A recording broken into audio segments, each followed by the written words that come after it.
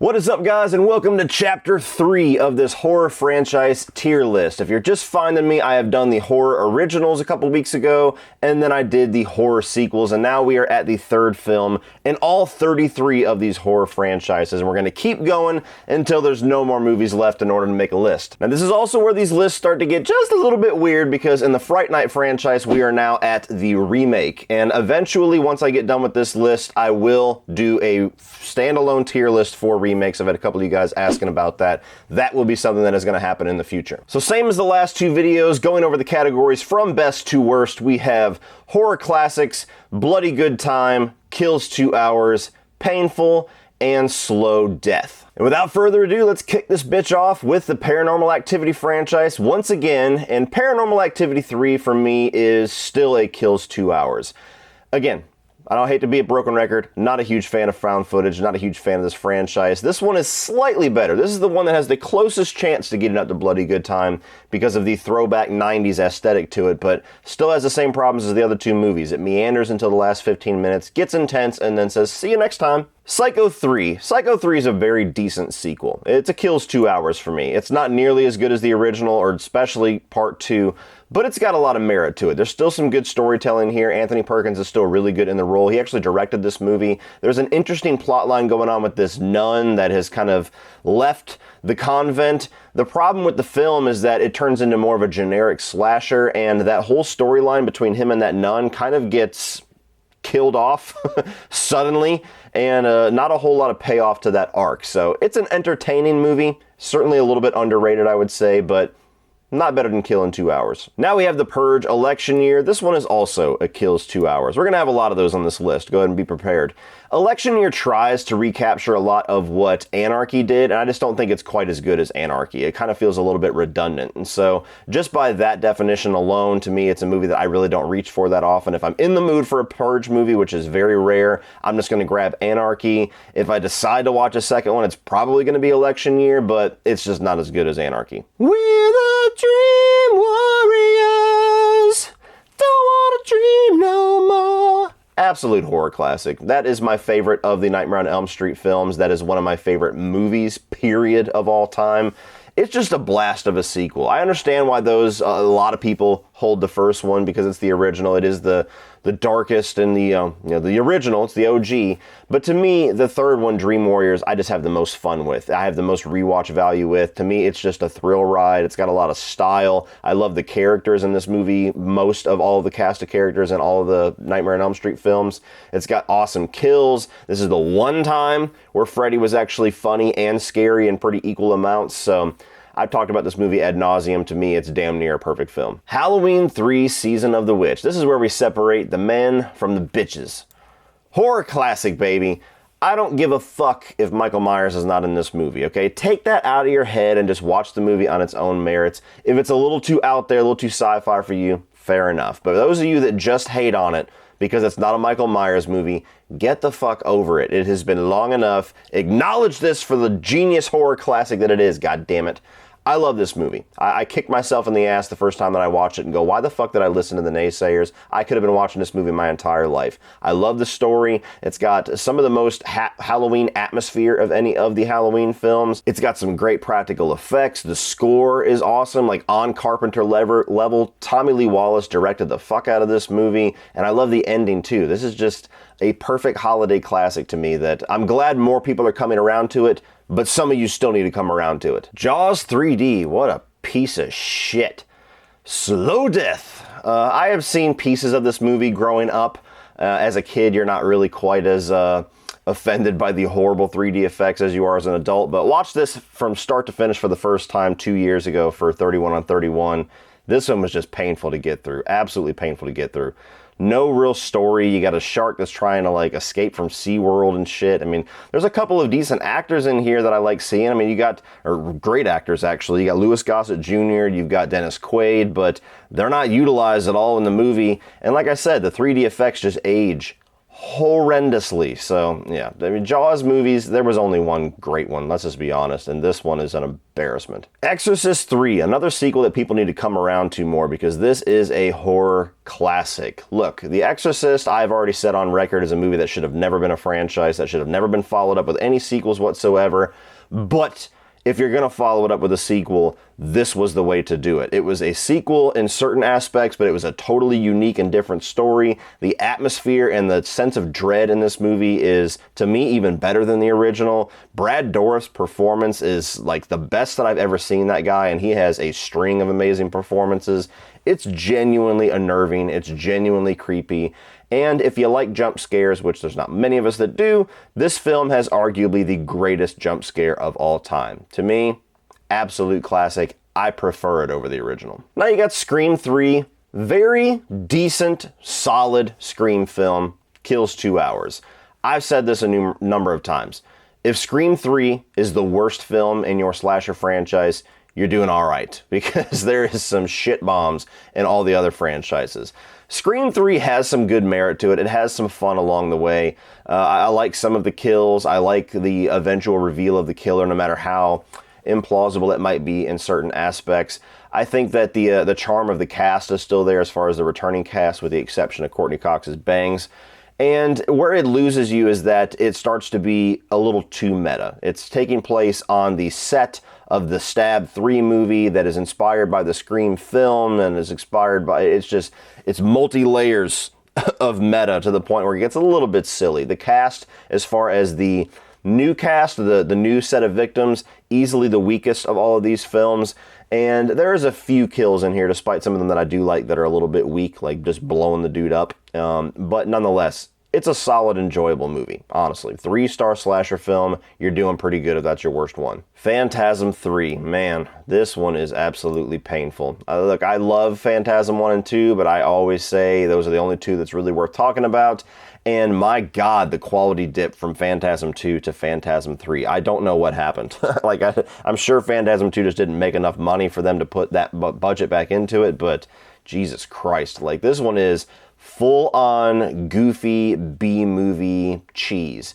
And that was never really the tone of the first two movies, so I don't know where it came from. This one is kind of a weird standalone movie to where people that I've suggested the Phantasm franchise that have enjoyed the first two, I've had people get to 3 and they're like, I'm done. I'm not going to watch anymore.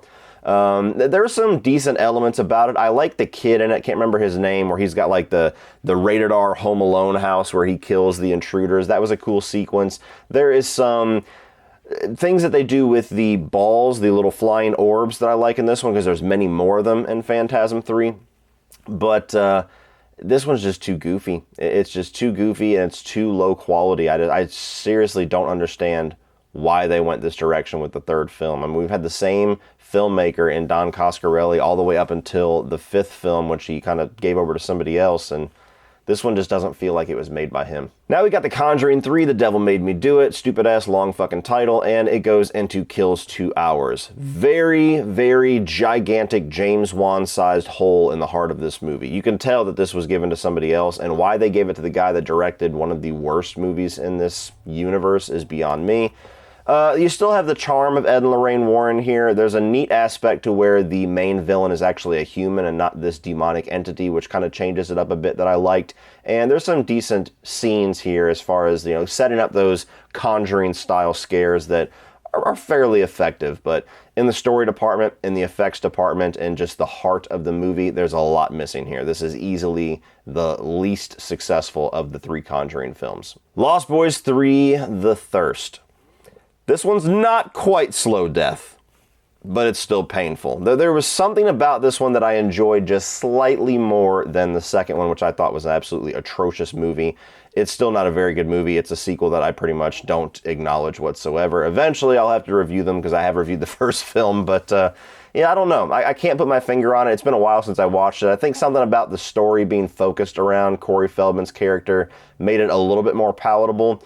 There was a pretty decent scene where he kills the main vampire by throwing water on him and then blessing it after it hits him that I thought was kind of neat, and it's okay. There's a couple redeeming factors about it, but it's still a movie that if you're a diehard Lost Boys fan, you're probably not going to find a whole lot of redeeming factors with it. Blair Witch, the requel, sequel, reboot, whatever the fuck, kills 2 hours. Again, don't mean to be a broken record like with Paranormal Activity. Not a big found footage guy. Not really a big fan of the Blair Witch franchise to begin with. This one, I think, is the best of the 3, but it's still not a movie that I enjoy all that much because even though it's more intense, and I do like the more modern things that they do with it, with the drones, it makes it a little bit more palatable for me to watch. The final act gets so intense and so, like, in your face with actually showing pieces of the witch and everything that I think it kind of loses a little bit of the mystery.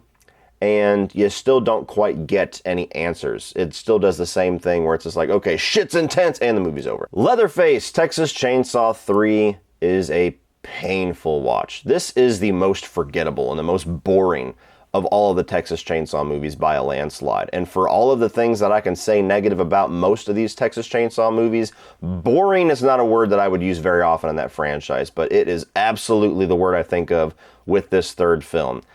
Just a very generic, by-the-numbers, 90s slasher version of Texas Chainsaw. You got Viggo Mortensen in here. Viggo Mortensen, excuse me. There's a couple of names that my brain just does not wire correctly, and Viggo is the one that I always get shit for. I'm like, Viggo, it's Viggo! Viggo Mortensen comes in here and kind of starts one of those trends where, especially in the Leatherface franchise, where you get like this up-and-coming A-list actor that just stars in one of these and then quickly skyrockets in Hollywood. His character's okay. There's this Rube Goldberg torture machine scene that happens that kills one of the people I thought was interesting and unique in this one. I think that the Leatherface here is certainly of the more intimidating Leatherfaces as far as his size. He's kind of generic, but he's bigger. I wouldn't want him to have him after me. And I like the saw that he eventually gets. It says the saw is family across it. Beyond that, this is a movie that I've seen numerous times, and I still can't really tell you anything about the story because as soon as I watch it, my brain just Control-Alt-Deletes the entire plot. Poltergeist III. This one is painful, and it's complicated because, look, ever since I was a kid when I was watching this movie on like HBO or Cinemax whenever it would come on, I always knew the behind-the-scenes story of Carol Ann, the little girl, where she was suffering from an illness that eventually took her life, and so she's got puffed up cheeks, and they were trying to use makeup and work with her while she was dying, making this movie. And it just creates this very eerie, uncomfortable tone every single time that I watch it, even more so as an adult now that I have my own kids. So even if this was a decent movie, I don't enjoy watching it because it's icky to me. I can't get through that. But it's not a very good movie even without that. There's some cool effects like with this frost that they have where the tower is starting to be like frozen by Kane and all of the poltergeists that are in here. I still think Kane's a pretty effective villain, even though he's not as good as the second film. Beyond that, it's a very cheesy, generic, almost like TV quality 90s horror film. This is the one of the poltergeist movies that it's too icky for me to watch. Critters 3. Not even Leo DiCaprio could save this bitch from slow death. This movie sucks.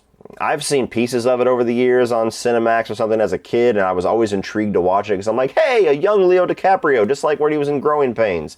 Finally watched it for the first time for Critters, or for Creature Feature 31 on 31 2 years ago. Nope. Sorry, guys. This one is rough to get through. I mean, the storyline is just non-existent. How they got here, the connective tissue to the previous two films is barely there, just with the character of Charlie. They half-ass set up this fourth movie that was shot, I believe, back-to-back with this one, and this one is just... There's not much more I could say about it. Much like with Leatherface, I forget so much of the movie, I just remember that I fucking hated watching it. Blade Trinity. Now, this is unpopular, but I actually think this is a decent movie. I'm putting it in kills 2 hours. I totally agree with all the flaws you're going to tell me, though. It's a fucking weird movie. The cast is weird. You got Patton Oswalt, and the chick from American Pie is the blind person that knows how to kill all the vampires. It's weird. It's fucking weird. But it's entertaining. It's one of those movies that I think all of the flaws kind of make it retroactively more entertaining just for how off that it is. You can tell that there's something odd going on with Wesley Snipes in this movie, and apparently behind the scenes he was like losing his fucking mind and was just acting like a psycho, which I can believe. And then you have Ryan Reynolds in here kind of doing his prototype Deadpool thing, which is very enjoyable. Jessica Biel, always love seeing her in a movie. Blade Trinity, I have a decent time with it. Even the Dracula storyline, very silly, but I have a decent time with it. Now we're at the oddball because we're at a remake, the Fright Night remake. This, again, might be an unpopular opinion, but I really enjoy this remake. To me, it's in bloody good time. It's definitely not as good as the original. What movie could be? The original is just a fucking classic all the way around. But this remake is one of those few movies that I think captures the heart of the original film, yet modernizes it and takes it in a very different direction, namely with the character of Peter Vincent, and I have a really good time with it. I loved it when I saw it in theaters. I have enjoyed it every single time that I have rewatched it. I really like Colin Farrell's take on Jerry. Anton Yelchin, I mean, that guy was just taken way too early. I love that kid. Everything that he was in, pretty much, I enjoyed him in. He was great. A different version of Charlie. It's a little bit more of a dickhead. He's becoming popular, and he leaves his friends behind. Very different spin.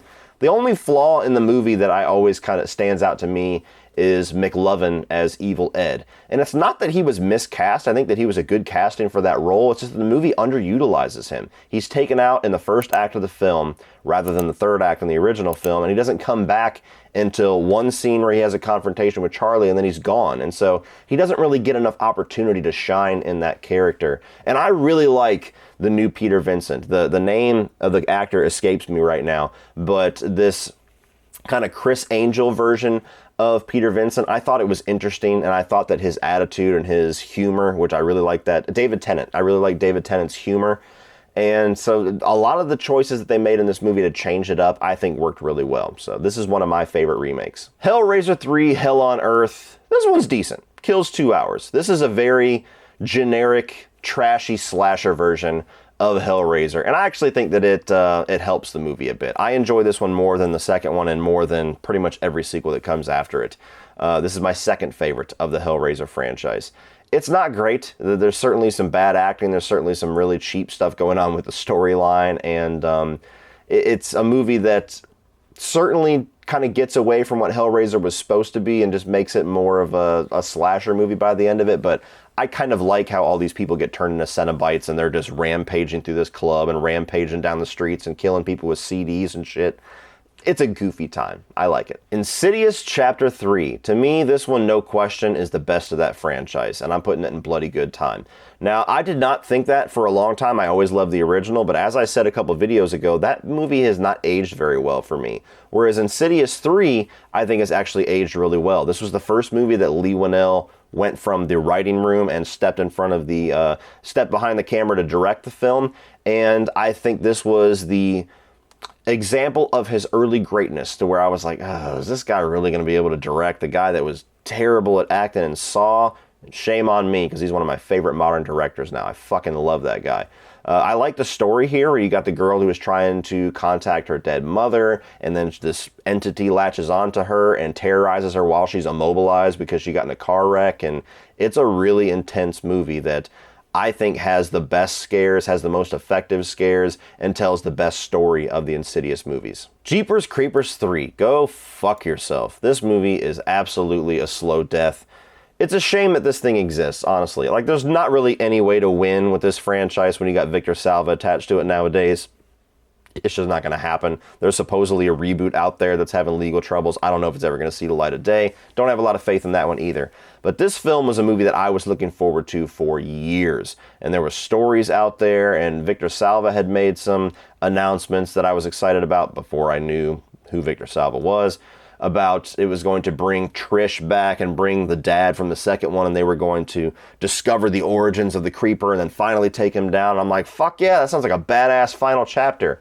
And this movie is basically a giant, shitty commercial for that movie that was supposed to be now the part 4. And so it was a big bait and switch. You watch the film, and it's this weird middle quel where it's between 1 and 2 for a really stupid reason that doesn't make any fucking sense whatsoever, because that fucking kid was not in Jeepers Creepers 2, and you know what I'm talking about if you've seen the movie. The effects are garbage. Jonathan Brecht's still pretty good as the creeper. The story with the woman that has the hand that she's able to, like, psychically see what the creeper is, and they tease it all throughout the fucking movie to not even tell you what exactly she's seen or what she has learned. It's a terrible movie. Absolute garbage. Even without Victor Salva's past, this is a movie that's bad enough to kill the franchise all on its own. Friday the 13th, Part 3, 3D. Just like the first two, kills 2 hours. It's a decent movie. I think that this is certainly a step down from Part 2.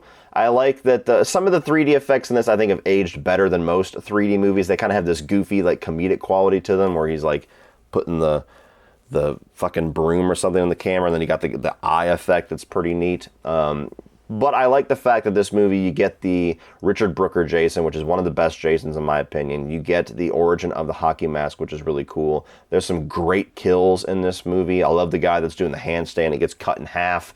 I think that the final girl here, Chris, I think is her name, is one of the better final girls in the franchise. And the third act is pretty intense. So aside from a pretty weak first half of the movie where we're going back and forth from the store to the barn and you get this biker gang that comes in randomly, I think it's actually a fairly entertaining Friday the 13th film. Army of Darkness. I've always really enjoyed this movie. It's a bloody good time for me. This is a movie that I watched as a kid and then totally forgot what the movie was called because the VHS tape got recorded over or we lost it. And then years later I watched Army of Darkness and I was like, fuck yeah, that's that movie I used to watch when I was a kid. I'm weird with the Evil Dead franchise. I either want it to be full-on horror or full-on slapstick comedy. When they try to do both, they lose me a little bit. And so I really enjoy the full-on slapstick comedy approach of this film. I think it's easily the funniest of the Evil Dead, the original trilogy, especially the new one. The remake has no humor in it. But you have a lot of really fun physical comedy with Bruce Campbell, a lot of great laughs. I like kind of the more medieval aesthetic to the Evil Dead film. I just have a really good time with it. It's not a movie that I go and rewatch all the time necessarily. I got to be in the mood for it. But when I am, this one delivers the laughs. Alien 3. You guys that have known me for a while know that I hate this movie. It's a slow death for me. To be honest with you, it might be unfair to continuously stick it in that kind of category because I think that there is some merit to the quality of the way that the movie is shot in certain aspects. There's some interesting ideas that they tried to do here that just got lost in the editing room. But I cannot enjoy this movie because of the way that it starts. The way that it absolutely destroys what happened by the end of Aliens, that it destroys the characters that we love from that movie, destroys the victory of that film, destroys the story momentum to give us a far inferior sequel.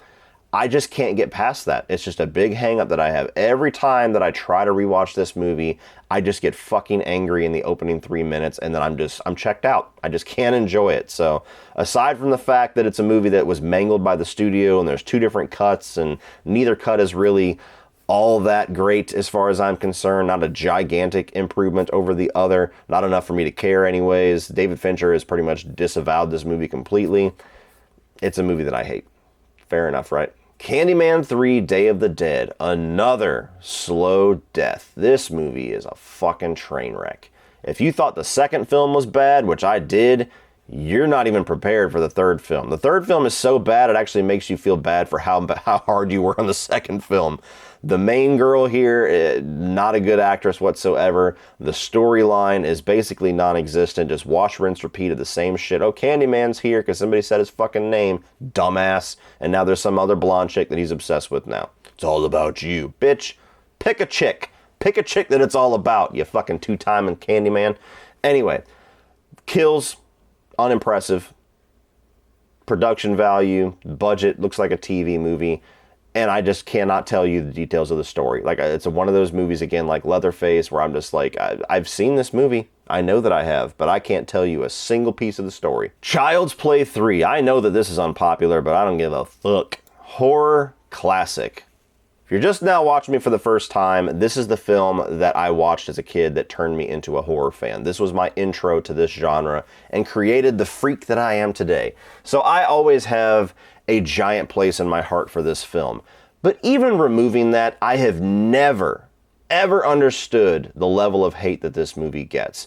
There's some things about it that I can kind of understand, that I think that is just flaws that you're going to get with a horror sequel regardless. The biggest thing I always hear is like, oh, by this time it was boring, it was played out, it's just the same plot over and over. Bitch, we're 3 movies in. Like, how many fucking Halloween movies do you love that's the same exact plot? I digress. Child's Play 3 to me does a lot of the same things that Child's Play 2 did so well. Child's Play 2 just did it first. You have one of the best Chuckies in this movie as far as his sense of humor, his one-liners. I think it's the best in this movie. You have really good kills here, really good humor. I like the older Andy. I don't mind Tyler so much. I get people's criticisms with him, but I don't mind him. I really like the change of setting to this military academy. And the third act in this movie, for as awesome as the third act in 2 is, you could almost argue that Child's Play 3 has an even better third act with that little amusement park. I love this movie. I have a blast with it. It's one of the most important horror movies and one of the ones that I love rewatching the most. Resident Evil Extinction is a kills 2 hours. This movie's okay. It's a decent time. I don't think that it has near the merit that the second film is, because there's nothing in this movie that resembles the games whatsoever. Even when they try to throw in the Tyrant into the third act. This is the movie that immediately in this franchise was like, oh, you guys just don't give a fuck anymore. It's just about Alice now, isn't it? Yeah, this one, you could almost argue this one has the least to do with the video games of any of them. It's not the worst, but it's the one that has the least connective tissue to the games it's supposed to be adapting. Still some good action sequences. I still like Alice as a character here. I still think that Mila Jovovich is pretty badass in the role. I like the Tyrant in the third act. It's a pretty decent attempt at that character, that big iconic villain from the first film. I like the desert, like Mad Max aesthetic that this brings to it. If you just watch it on its own merits as just a B-movie action sci-fi horror, I think it has a pretty decent little clip to it. But when you start getting into, guys, we're supposed to be making Resident Evil movies, that's where you start to have all your problems. Omen 3, The Final Conflict. This one is painful for me. Sam Neill is an actor that I think is incredible, and he is terrible in this movie. That's one strike against it. The one redeeming factor I thought this movie was going to have is one of its biggest detriments. But the story here, I just don't like. Like, the whole cool aesthetic of Omen is that you have this evil child, and now he's an adult, so you lose that. Now he's just an evil adult, and it just doesn't have quite the same punch to it. I don't enjoy movies that put babies in peril. That's one of my very few things that just rub me wrong in a horror film that will turn me off and ruin my experience, and there is a rough one in this movie. There's a sexual assault scene in here, which is just another one on top of that. I just don't enjoy the story that this movie goes for, and for all of the build-up to Damien being this ultimate antichrist, he gets taken out pretty fucking easily. So yeah, this is a movie that I will never watch again. Final Destination 3. This one is a kills 2 hours for me. It's not quite on the level of the first two. I know people that love this one. This is their favorite. But to me, this was the first film in the franchise that started to feel a little bit cheap and a little bit played out. The gore was much more CGI, and it looked not nearly as convincing. It was a lot more cartoonish. I love the cast here. You got Ryan Merriman. If you're a 90s kid, you know who the hell he is. Luck of the Irish, Smart House. Love that guy. You got Mary Elizabeth Winstead, who I love as well as the main character here. She's great. There's some good kills. The tanning bed. I think that the roller coaster thing in the beginning is a pretty neat setup. It's not nearly as intense as the car pileup in 2, but it's a good setup. And it's a good time. If you like the Final Destination movies, this one is very solid. But to me, this is where the quality started to dip. Wrong Turn 3, Left 4 Dead. This one is painful. Not nearly the worst of the franchise. This is the one where you got the prison bus and the prisoners and the cops all in the woods trying to survive together against the hillbillies. Not a good movie. Not a good franchise. It's very, very, very low-hanging fruit, but this one is not nearly as offensive as the others. There's some small redeeming qualities about it. There's a barbed wire kill that's pretty decent. There's characters that aren't completely insufferable to be around. So these sound like very weird compliments, but it's just, I'm just saying it's not as bad as things get. It's not. Trust me. Saw 3. This one is a kills 2 hours. I really am not a giant fan of the Saw franchise. I think that 2 is easily the best of them. 3 dips that quality just a little bit. It's got the gnarliest trap of the entire franchise, the rack or whatever they call it, where the guy's limbs are twisted all the way around, and that one's gnarly. That one is hard to watch. Story is pretty decent here. A father that, you know, is out for vengeance because of his kid being killed by a drunk driver, and there's this whole theme of forgiveness throughout it, and it's decent in the story department. I think that the twist at the end was one of the more obvious ones for me personally, and that's just a subjective thing. Amanda, I was like, clearly that bitch is crazy, and so that didn't surprise me a whole lot. This is the one where they also finally kill John Kramer, and so this is where, after this, they're scrambling like, fuck, how are we going to keep this thing going for 9 more movies without our killer? And they have struggled with that. So yeah, Saw 3, decent time. Predators! Ugly motherfucker. That wasn't the line, I know. Bloody good time for me. I really enjoyed this movie. It's a movie that when I first saw it, I remember thinking, that's not as good as it could have been. And then years later, I revisited it and I'm like, this is a lot of fun. Like, what was my issue the first time? I like the cast. I really like the idea, just the concept of this like hunting planet where he brings in all these different killers, and you got the soldier, you've got the serial killer, you've got the escaped convict, you've got the guy from the cartel. And it was just a really neat concept, a really good cast as well. I like the way that they expand kind of the Predator lore with like the dogs and the different ranks of Predators.